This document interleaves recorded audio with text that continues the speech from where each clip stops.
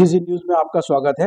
आज हमारे साथ कांग्रेस पार्टी के पूर्व महापौर श्री दीपचंद यादव जी आज हमारे साथ मौजूद हैं।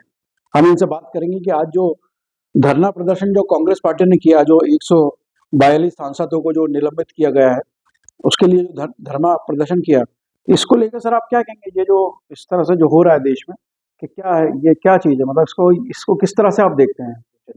देखिए, मेरा बहुत स्पष्ट दृष्टिकोण है इस मामले में। देश संविधान से चलता है और संविधान ने सबको अपनी अपनी कर्तव्य और शक्तियों का बंटवारा कर रखा है।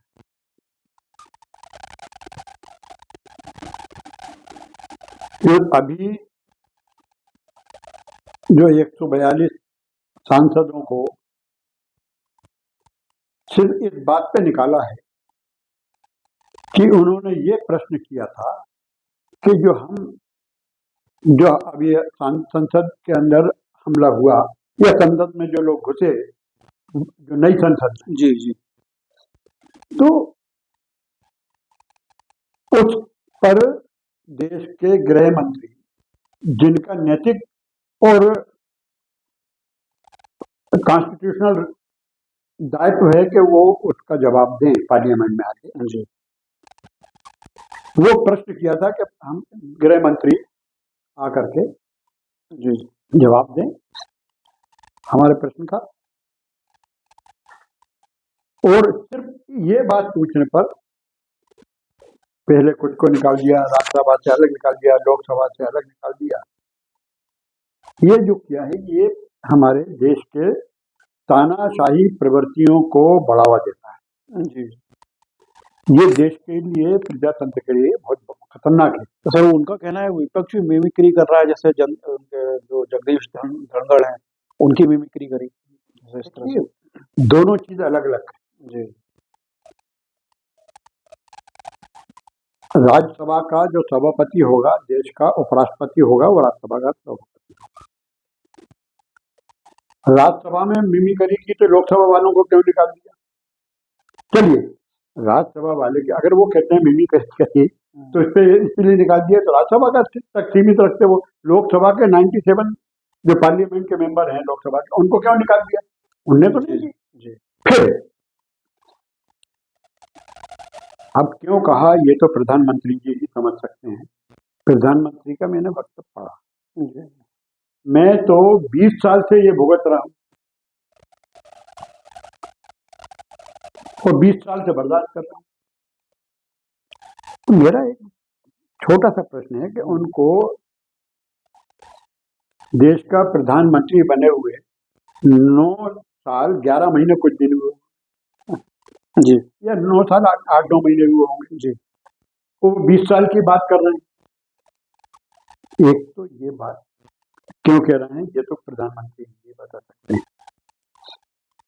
और फिर मिमिक्री, अगर किसी की नकल उतार रहा है, कुछ कर रहा है, ऐसा कुछ दिखाया तो है ही नहीं, वो उनने कह दिया इसलिए कर रहा है। नहीं, और राहुल गांधी भी क्या उसको वीडियो बना रहे थे, इसको ये देखिए, राहुल गांधी सामने आ गई, तो मैं कह राहुल गांधी बना रहे थे, वीडियो बना रहे थे, ये कर रहे थे, आप उसको बताए दो ना। राहुल गांधी जी अगर कुछ कर रहे हैं तो आप, मतलब वो तो आपने छोड़ दिया कि क्या क्या कर रहे हो राहुल गांधी, आपने उसको मिमिक्री से जोड़ दिया। जी, तो दोनों अलग अलग चीजें। एक चीज, दूसरी चीज देखिए, मेरा बहुत स्पष्ट बात है, जी, जी, गृह मंत्री या प्रधानमंत्री या जो भी जिस विभाग का मंत्री होता है, उसका कर्तव्य होता है कि उसके विभाग से संबंधित कोई भी प्रश्न अगर मेंबर ऑफ पार्लियामेंट पूछता है तो उसका उत्तर वो देगा। जी, कई वर्षों से ये अजीब सा परंपरा बन गई है कि जब प्रधानमंत्री से संबंधित सवाल होता है तो प्रधानमंत्री पार्लियामेंट में नहीं होते हैं। जब गृह मंत्री से, अभी ये वाला सवाल जो है जी, गृह मंत्री से इसका सवाल है तो गृह मंत्री जवाब नहीं देंगे, फिर सरकार का तरफ से कौन जवाब देगा? जिम्मेदारी तो सरकार की है जवाब देने की, और पार्लियामेंट के मेंबर का अधिकार है कि वो सवाल पूछे। तो मेरी समझ में नहीं आता कि ये अनकॉन्स्टिट्यूशनल क्यों कर रहे हैं।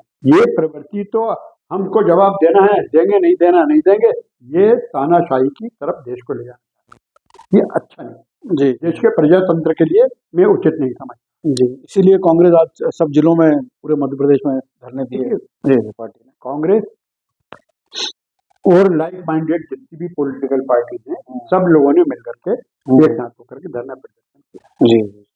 अच्छा सर, ये देख रहे हैं कि ये जो पीढ़ी है अभी कांग्रेस की 18 साल से क्योंकि शासन में नहीं है, 15 महीने की सरकार थी केवल आपकी, तो ये जो युवा शक्ति को कांग्रेस ने मौका दिया है, जैसे जीतू पटवारी है, हेमंत कटारे जी हैं, उमंग सिंघार है, तो इसको का आप किस तरह से देखते हैं? मतलब ये बहुत अच्छा जो समय है जो कांग्रेस जो युवाओं को आगे ला रही है। ये बहुत अच्छा संकेत है। राजनीति, देश की राजनीति में देश का नेतृत्व करने के लिए आप जरा कल्पना कीजिए, जिस वक्त देश की आज़ादी की लड़ाई लड़ी जा रही थी, उस वक्त चाहे भगत सिंह जी हों, चाहे गांधी जी हों, चाहे नेहरू जी हों, चाहे सिस्टर निवेदिता हों, चाहे मिसेज एनी बेसेंट हों, चाहे वल्लभ भाई पटेल हों, चाहे मौलाना आजाद, ये भी तो नौजवान थे। हाँ जी।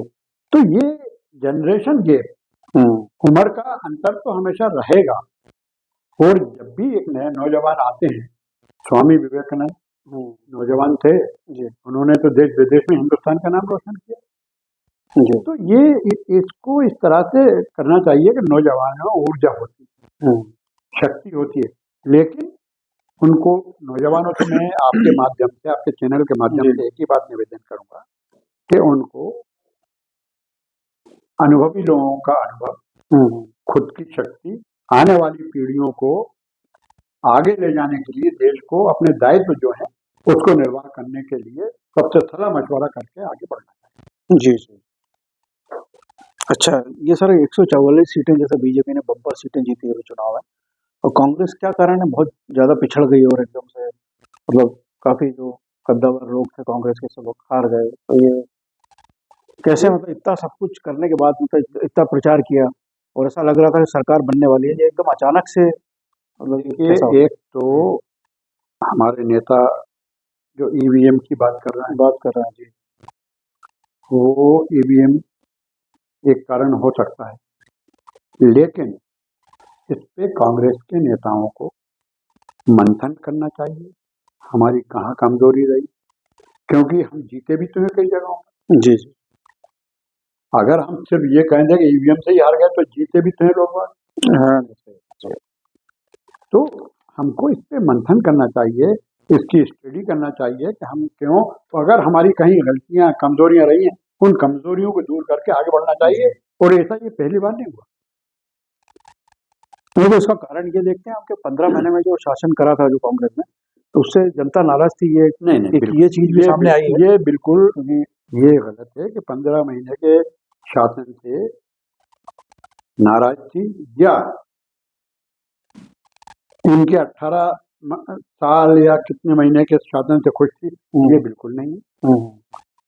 बात यह है कि जिस तरह से भ्रम फैलाया गया, जनता को धर्म के नाम पे बांटा गया, लाडली बहना वगैरह की, समझो लाडली बहना वगैरह। आप बताइए, आज भारतीय जनता पार्टी की केंद्र की सरकार और ये उनके मैनिफेस्टो में ही नहीं रखा रहा लाडली बहना को, तो हम कहेंगे लाडली बहना एक कारण था, तो ये कोई कारण नहीं था। कारण ही सिर्फ मैं समझता हूँ कि ये हो सकता है कि हमको जिस तरह से भारतीय जनता पार्टी की सरकार की नाकामियों को जनता तक पहुंचाना चाहिए था, हम उनको पहुंचाने में शायद सफल नहीं हो पाए।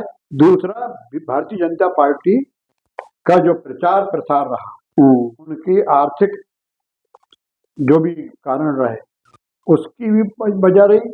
दूसरी चीज है कि जनता को जिस तरह से धर्म के नाम पर, जाति के नाम पर बांटने का प्रयास किया गया, ये भी एक बहुत बड़ा कारण हो सकता है। अच्छा, जो भारतीय कांग्रेस पार्टी है, ये पूरे भारत में देख रहे हैं कि जो बेरोजगारी इतनी ज्यादा है पूरे प्रदेश भारत में, और महंगाई है, तो इसको इस मुद्दे को उठा नहीं पा रही। देखिए, वही कह रहा हूँ मैं, हाँ, आज हमारे सामने मुद्दा, देश के सामने मुद्दा, पूरे हिंदुस्तान के सामने मुद्दा है, गरीबी का मुद्दा है, हमारे सामने बेरोजगारी का, नौजवानों को बेरोजगारी का मुद्दा है, हमारे पास किसानों की समस्याओं का, उनकी फसल का उचित उनको मूल्य मिलना चाहिए, वो उसका मुद्दा है।